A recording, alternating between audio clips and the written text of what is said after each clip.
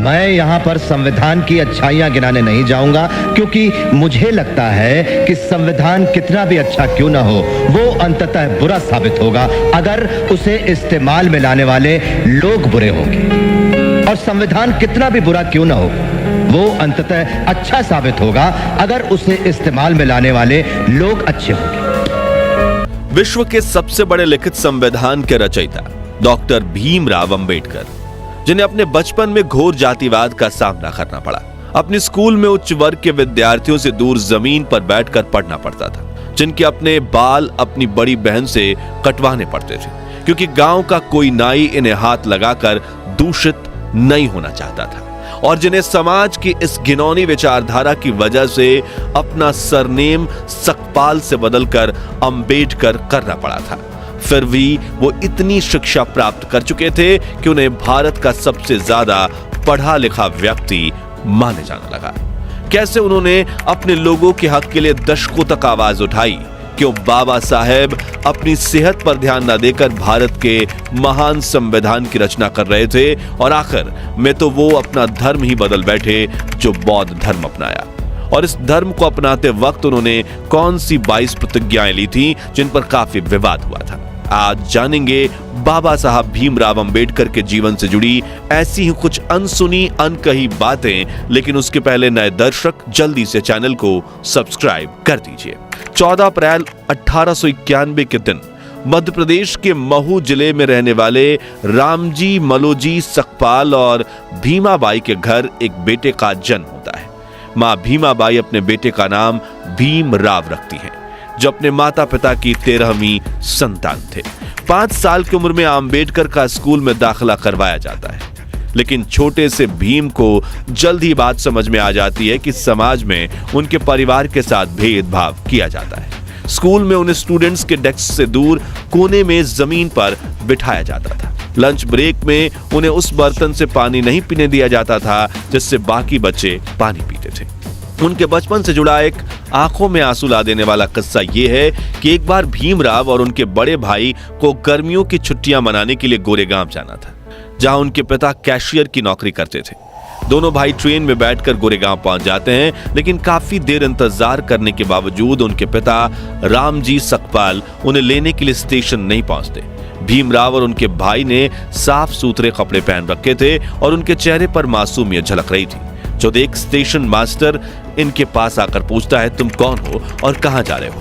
तभी भीमराव बिना कुछ सोचे समझे ये बता देते हैं कि वो महार जाति के दलित हैं, जो सुनकर स्टेशन मास्टर के चेहरे के भाव बदल जाते हैं और वो इन्हें बिना कुछ कहे वहां से चला जाता है। कुछ देर बाद दोनों भाई अपने पिता तक पहुंचने के लिए एक बैलगाड़ी किराए पर लेने की सोचते हैं, लेकिन बैलगाड़ी चालकों तक की भी बात पहुंच चुकी थी कि ये लोग अछूत और अस्पृश्य वर्ग के हैं और वो इनसे बात भी नहीं करना चाहते थे।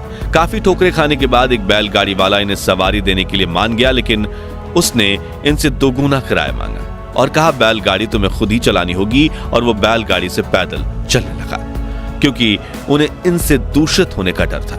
यह घटना भीम के दिमाग पर काफी गहरा प्रभाव डालती है, जिसके बाद उनका ध्यान हर उस घटना पर जाने लगता है जिसमें उन्हें लोगों ने अलग और अछूत महसूस करवाया था।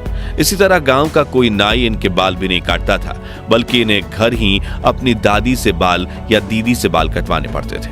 इन्हें गांव के मुख्य कुएं से पानी खींचने पर मनाही थी और कोई बड़ा वर्ग इन्हें अपने घर में प्रवेश तक नहीं करने देता था।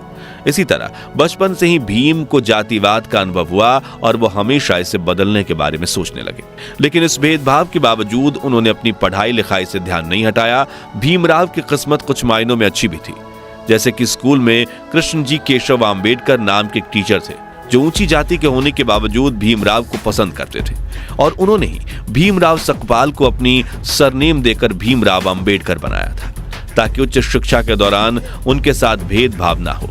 साथ ही पिता रामजी मालोजी सकपाल बेटे भीमराव को अच्छी शिक्षा दिलवाने के लिए मुंबई ले आए। अब यह शहर तो बहुत ही आधुनिक था, लेकिन यहां भी दलितों के प्रति लोगों की सोच उतनी ही छोटी थी।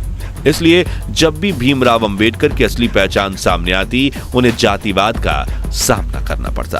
खैर, पढ़ाई में ध्यान देते हुए उन्होंने 17 साल की उम्र में मैट्रिक की परीक्षा पास कर ली। अपने समुदाय में मैट्रिक पास करने वाले वो पहले इंसान थे। इसी साल भीमराव की शादी रामाबाई से करवा दी गई। मगर शादी के बाद भी भीम ने पढ़ाई जारी रखी और अगली इंटरमीडिएट परीक्षा डिस्टिंक्शन के साथ पास की। लेकिन अब उन्हें आगे पढ़ने के लिए उनके पिता के पास पैसे नहीं थे। लेकिन वो कहते हैं ना, जहां चाह होती है वहां राह होती है। और भीमराव आम्बेडकर के जीवन में चमत्कारिक घटनाओं का घटना शुरू हो गया। आपको बता दें कि जब बड़ोदरा के महाराज ने उन्हें पढ़ने के लिए स्कॉलरशिप दी, जिससे उन्होंने न सिर्फ बीए की पढ़ाई पूरी की बल्कि 1913 में उन्होंने अमेरिका जाकर यूनिवर्सिटी ऑफ कोलंबिया से मास्टर्स में दाखिला लिया। 2 साल में उन्होंने एमए की पढ़ाई पूरी की और अगले ही साल अपनी पीएचडी थीसिस भी पूरी कर ली। जिसके बाद भीमराव लंदन चले गए, जहां उन्होंने London school of economics join किया।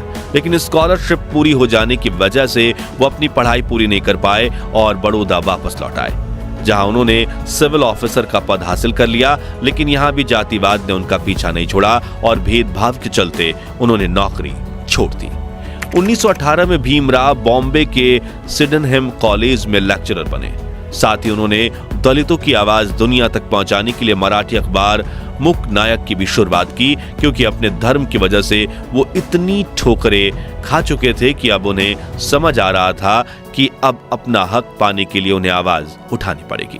इसी बीच कुछ समय लंदन जाकर उन्होंने वकालत में अपनी पढ़ाई पूरी कर ली थी। इस तरह वो अपने जमाने के भारत के संभवतः सबसे ज्यादा पढ़े लिखे व्यक्ति बन चुके थे।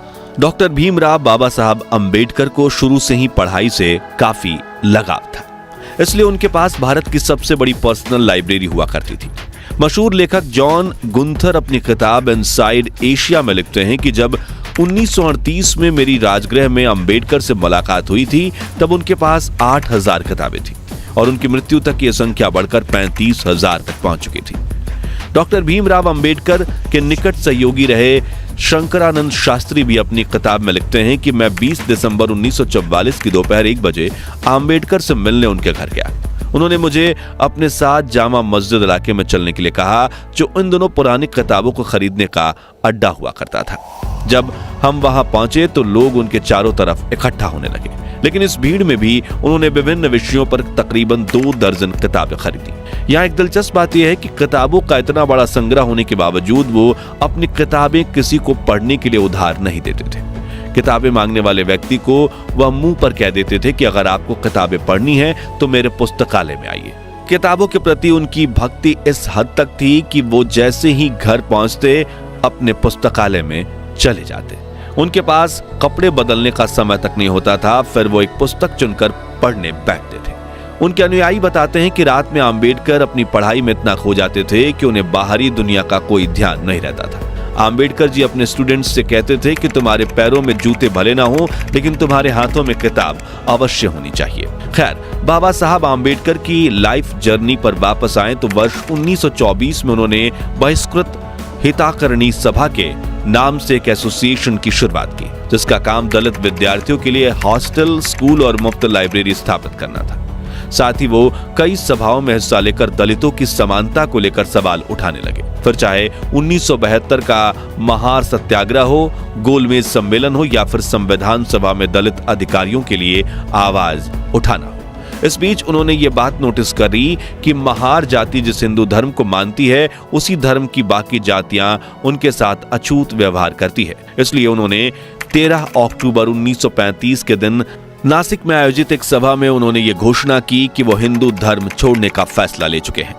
पहले तो महार जाति के कुछ लोगों को झिझक हुई, लेकिन 1936 में बाबा साहब ने महार सम्मेलन में मुक्ति कोण पथे यानी मुक्ति क्या है नाम से एक भाषण दिया, जिसमें उन्होंने तर्क के साथ समझाया कि दलितों को अपना धर्म परिवर्तन क्यों करना चाहिए। लेकिन अगले 20 साल तक वो ये तय नहीं कर पाए कि उन्हें कौन सा धर्म अपनाना चाहिए। शुरुआत में बाबा साहब का झुकाव इस्लाम धर्म की ओर था, फिर उन्हें आर्य समाज और सिख धर्म अपनाने का भी सुझाव दिया गया, जिसके बाद उन्होंने ईसाई धर्म के इतिहास को समझने की कोशिश की और दुनिया के कई धर्म तलाशे। लेकिन फिर 1955 में उन्होंने बौद्ध धर्म अपनाने का फैसला लिया। लेकिन उन्होंने बौद्ध धर्म ही क्यों चुना? तो इस सवाल का जवाब उन्होंने खुद अपने article Buddha and the future of his religion में दिया है, जिसमें उन्होंने लिखा है कि हिंदू, ईसाई, इस्लाम और बुद्ध धर्म की गहरी तुलना करने के बाद कहा कि बुद्ध किसी ईश्वर के पुत्र, पैगंबर या खुद ईश्वर नहीं बल्कि एक इंसान होने का दावा करते हैं। उन्होंने एक इंसान के रूप में ही अपने धर्म का प्रचार प्रसार किया। साथ ही गौतम बुद्ध ने कभी भी चमत्कार या अलौकिक शक्ति का दावा नहीं किया और इससे काफी ज्यादा वो प्रभावित हुए। इसके अलावा बौद्ध धर्म में बाबा साहब को बाकी धर्मों से ज्यादा तार्किकता और गलती करने की गुंजाइश भी दिखी। इसके अलावा उन्होंने अपने इस लेख में कई बातों का उल्लेख किया है, जिसे आप गूगल सर्च करके डिटेल में पढ़ सकते हैं। खैर, बाबा साहब के इस लेख पर भी काफी सवाल खड़े हुए थे और बाकी धर्मों के लोग उनसे खफा भी हो गए थे, लेकिन उन्होंने अपना धर्म बदलने का फैसला लिया था। इसलिए 14 अक्टूबर 1956 के दिन बाबा साहब आम्बेडकर अपने 3,65,000 समर्थकों के साथ नागपुर में पूरे विधि विधान से बौद्ध धर्म को अपना चुके थे। इस दौरान उन्होंने 22 ऐसी प्रतिज्ञाएं ली थीं जिन पर पूरे देश में विवाद हुआ था। साथियों, ये प्रतिज्ञाएं सही हैं या गलत, ये तय करना हमारा फैसला नहीं है और ना ही हम इसके समर्थन में हैं या इसके खिलाफ हैं, बल्कि हमारा काम आपको सिर्फ इतिहास के बारे में बताना है। तो चलिए उनमें से कुछ प्रतिज्ञाओं के बारे में जानते हैं। मैं ब्रह्मा, विष्णु और महेश में ना विश्वास रखूंगा और ना पूजा करूंगा। मैं राम और कृष्ण जो भगवान माने जाते हैं उनमें आस्था नहीं रखूंगा। मैं गौरी और गणपति और अन्य देवी देवताओं में आस्था नहीं रखूंगा। मैं भगवान के अवतार में विश्वास नहीं करता। मैं कभी नहीं मानूंगा कि भगवान बुद्ध विष्णु के अवतार थे। मैं हिंदू धर्म का त्याग करता हूं जो मानवता के लिए हानिकारक है और मुझे विश्वास है कि मैं धर्म परिवर्तन द्वारा फिर से जन्म ले रहा हूं, वगैरह। डॉक्टर आम्बेडकर की इन प्रतिज्ञाओं ने हिंदू धर्म के उनके समर्थकों को ठेस पहुंचाई थी और धर्म परिवर्तन ही उनके जीवन की इकलौती सबसे बड़ी कंट्रोवर्सी है। चलिए अब जानते हैं दुनिया के सबसे बड़े लोकतंत्र की नींव जिस पर टिकी है, उस संविधान के बनने के पीछे की अनसुनी कहानी। तो 9 दिसंबर 1949 के दिन 299 सदस्यों वाली संविधान सभा की पहली बैठक हुई थी। इस सभा ने 1946 से 1949 के बीच उथल पुथल भरे 3 सालों में काम किया। इस दौरान देश में कई बड़े सांप्रदायिक दंगे हुए और देश का बंटवारा भी हुआ। इस कारण भारत और पाकिस्तान के बीच मानव इतिहास का सबसे बड़ा प्रवासी संकट पैदा हुआ। इस दौरान भारत में 550 से ज्यादा रियासतों का मुश्किल भरा एकीकरण का काम भी संपन्न हुआ था। ऐसे में संविधान बनाना काफी मुश्किल था, जिसके लिए उस समय देश के सबसे ज्यादा पढ़े लिखे व्यक्तियों में से एक डॉक्टर बाबा साहब आम्बेडकर को 29 अगस्त 1947 के दिन संविधान सभा की ड्राफ्टिंग कमेटी के अध्यक्ष के रूप में नियुक्त किया गया था, जिसमें 7 सदस्य थे। लेकिन कहा जाता है कि संविधान बनाने का 90% काम बाबा साहब आम्बेडकर ने अकेले किया था, लेकिन उन्होंने कभी इसका श्रेय अकेले नहीं लिया। राष्ट्रपति महोदय, सर, मैं ड्राफ्टिंग कमेटी द्वारा निश्चित की हुई संविधान की रूपरेखा को प्रस्तुत करता हूं और निवेदन करता हूं कि इस पर विचार किया जाए। राष्ट्रपति महोदय सर, मैं इस सदन में उपस्थित उन लोगों में से एक हूं जो जानते हैं कि इस संविधान का मसौदा तैयार करने में डॉक्टर अंबेडकर ने कितनी मेहनत और लगन खर्च की है। शायद सदन को पता हो कि उसके द्वारा मनोनीत 7 सदस्यों में से एक ने इस्तीफा दे दिया और उसकी जगह किसी और को नहीं लिया गया। एक सदस्य थे अमेरिका में, तो उनकी जगह भी खाली रही और एक और सदस्य अपने कुछ कामों में, राज्य के कामों में व्यस्त रहे, इसलिए उनकी जगह भी खाली रही। 1 या 2 सदस्य दिल्ली के बाहर थे और शायद सेहत की वजह से शामिल न हो सके।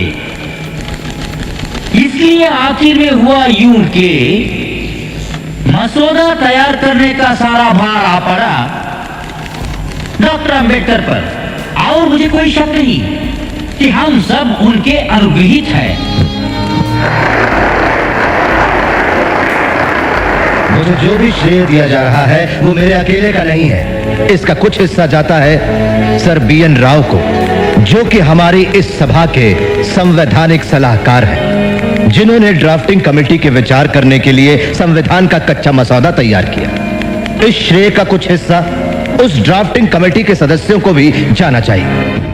लेखक अशोक गोपाल के हाल ही में डॉक्टर अंबेडकर की जीवनी पर लिखी एक किताब, जिसमें उन्होंने बताया कि डॉक्टर अंबेडकर ने कैसे अपने खराब स्वास्थ्य से जूझते हुए तमाम मतभेदों को दूर करके दुनिया के सबसे बड़े संविधान में से एक को तैयार किया।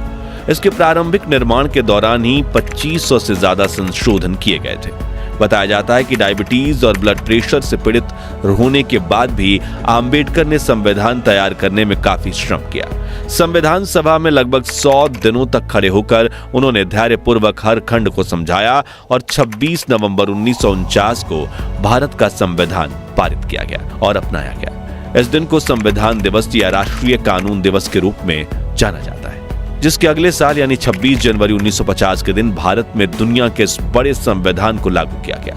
इसलिए 26 जनवरी को हम गणतंत्र दिवस के रूप में मनाते हैं। संविधान निर्माण के कुछ साल बाद डॉक्टर राजेंद्र प्रसाद ने स्वीकार किया कि आम्बेडकर ने संविधान के कुशल पायलट की भूमिका निभाई। वहीं 6 दिसंबर 1956 के दिन बाबा साहब के निधन के बाद प्रधानमंत्री जवाहरलाल नेहरू ने भी कहा था कि संविधान बनाने में डॉक्टर अम्बेडकर से ज्यादा ध्यान किसी ने नहीं दिया और न ही किसी और ने उतनी परेशानी उठाई। तो दोस्तों, ये थी बाबा साहब भीमराव अंबेडकर के जीवन की कुछ अनकही अनसुनी कहानियां। अगर आप भी बाबा साहब के जीवन के संघर्ष, मेहनत और विचारधारा से प्रभावित हैं तो कमेंट बॉक्स में उनकी तारीफ के 2 बोल जरूर लिखिए। वीडियो अच्छा लगा हो तो इसे लाइक और शेयर करके हमें सपोर्ट कीजिए और सियासी जगत से जुड़ी ऐसी दिलचस्प कहानियां सुनते रहने के लिए हमारे चैनल को सब्सक्राइब करके पास वाली घंटी जरूर बजा दीजिए। धन्यवाद।